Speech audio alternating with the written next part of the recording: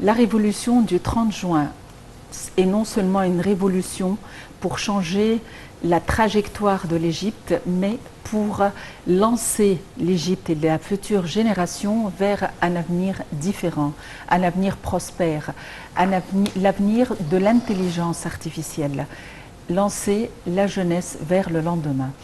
Pour nous donner plus d'éclaircissements et passer en revue les éléments les plus importants ayant été réalisés durant les 8 dernières années, nous avons le plaisir d'avoir en ligne Dr Reda Al-Wakil, qui est journaliste et écrivaine. Dr Reda Al-Wakil, bonjour et bienvenue avec nous. Bonjour, ravi de revenir sur la live. Je vous souhaite un grand bonjour à tous les deux et à toutes les huit en ce jour anniversaire très important. Alors, bonne fête et surtout aujourd'hui avec 8 ans à l'effectif, 8 ans après cette glorieuse révolution qui a changé le cours de l'histoire, Oui. avec le bilan de ces 8 ans, avec tous ces projets qui ont été exécutés, tout cet avenir qui a été forgé, tout ce plan pour le futur, un futur rayonnant de l'Égypte. Comment on peut les qualifier ces 8 ans? Alors, tout d'abord, 8 ans, au bout de 8 ans, je me sens bizarrement beaucoup plus jeune et non pas plus âgé. Hein. C'est des faits extraordinaires. C'est des faits que ça nous fait. Hein. C'est vrai. Et pour vous dire quelque chose aussi d'important, moi je ne vais pas dire des projets exécutés, mais non, mais des projets réalisés. Nous sommes en train de réaliser des choses et nous devenons plus jeunes, plus dynamiques. Et surtout la femme, il y a eu un grand changement dans l'histoire, vous avez raison, mais aussi dans l'échelle que la femme a pu atteindre maintenant, et surtout donc après l'année du règne noir de la confrérie terroriste en 2012, et je suis très très très convaincu que ça devrait continuer. Nous sommes lancés, l'Égypte est lancée, et il va falloir maintenant garder la tête du peloton.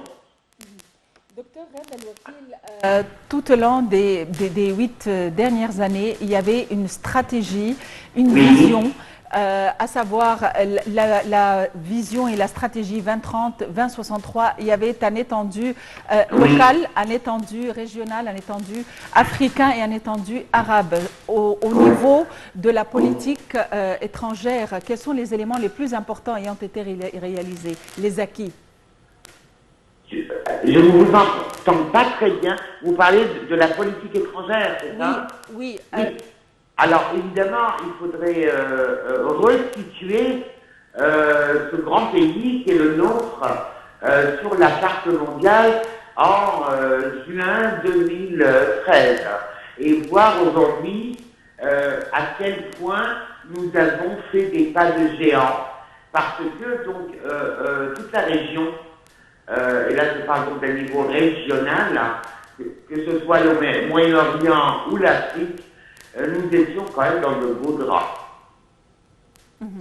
Alors, docteur Reda Al-Wakil, aujourd'hui, quand on parle, si on parle de 2021, après en se rappelant en mémoire cette métamorphose sur le plan international, avec ses acquis sur le plan intérieur ou extérieur, je parlerai de Vie décente, aujourd'hui, qui incarne l'esprit de l'ouverture vers un avenir prospère.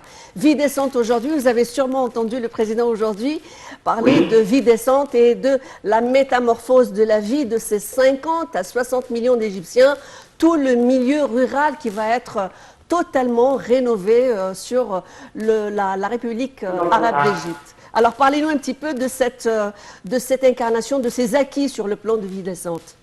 Alors, les acquis de la vie décente, ils sont évidents, mais il y en a encore d'autres à faire, qui vont être au niveau, par exemple, habitation, au niveau du mouvement des différentes sociétés provinciales en Égypte et des acquis également d'emploi, parce que nous avons, grâce à ces projets géants que vous avez mentionnés dans votre énoncé, nous avons un emploi beaucoup plus important qu'avant 2013, évidemment.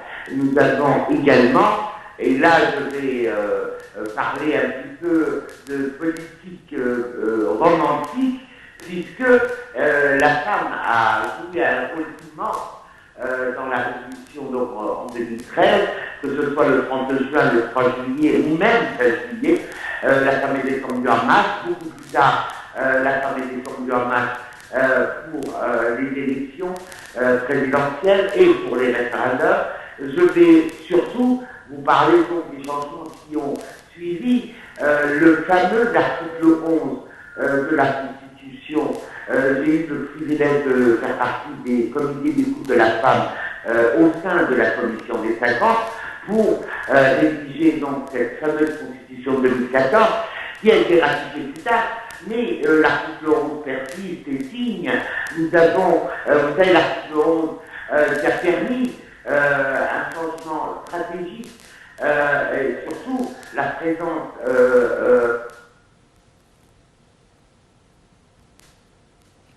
Alors, docteur Raad Al-Wakil, êtes-vous toujours en ligne? Je suis là, mais je ne vous entends pas parfois. Oui, oui, c'est pas grave. Nous vous entendons, docteur Raad Al-Wakil, allez-y. Oui, donc je disais que maintenant nous avons une représentation parlementaire extraordinaire au sein des deux chambres.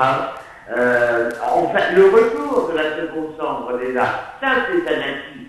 Mais pour parler aussi des acquis au niveau de la liberté d'expression, ça c'est très important. C'est ça surtout qui nous a... Est-ce que vous m'entendez? Parce que moi, je n'entends rien. Est-ce que vous m'entendez? Vous laissons parler. Très bien. Pour passer aux principaux défis ayant été surmontés durant les 8 dernières années depuis la révolution de 2013, quels sont les défis les plus importants ayant été surmontés? Les défis les plus importants? Oui, ayant été surmontés. Ils sont encore en cours. Mais les défis les plus importants qui ont été surmontés, je vais surtout parler donc de la sécurité et de la vie, ce que j'appelle moi la vie saine de tous les jours. Nous avons, en effet, quand je dis nous, parce que l'Égypte c'est nous, hein, c'est pas moi, c'est nous, tous ensemble, derrière donc cette présidence extraordinaire. Nous avons réussi à rétablir l'ordre et la sécurité dans les rues, dans les villes, dans les villages, sur les frontières. Et ça, c'est un acquis majeur. Nous étions, souvenez-vous, il y a 8 ans, nous avions peur, nous étions victimes d'attentats tous les jours, en fait, avec des accidents horribles. Et maintenant, nous sommes, je pense, Dieu merci, sortis de l'auberge. Et l'Égypte a pu rétablir l'ordre dans la rue égyptienne. Et ça c'est un atout et un acquis majeur. Alors, avec cette belle conclusion, justement, l'Égypte a retrouvé son identité culturelle, a retrouvé cette sécurité, cette maturité, ce dévouement et ce travail, mais aussi toutes ces réalisations. Merci à vous, Dr Raad Al-Wakil, journaliste et écrivaine, d'avoir été parmi nous.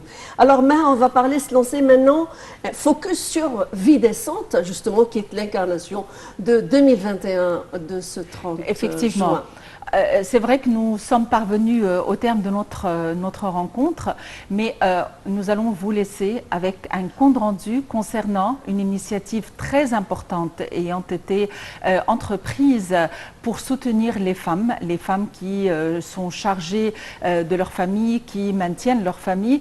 L'initiative était baptisée et est toujours baptisée Takaful et Karama, ou solidarité et dignité, même avec une pension minimale, mais au moins pour préserver leur dignité, pour ne pas être dans le besoin. Une initiative qui a été entreprise par l'État de manière à assurer une vie digne aux femmes. Alors, ce n'est pas seulement sur le plan sanitaire, mais aussi sur le plan social et sur le plan économique, tout en les encourageant à être à monter leurs petits projets, leurs micro-projets, même dans les sociétés rurales.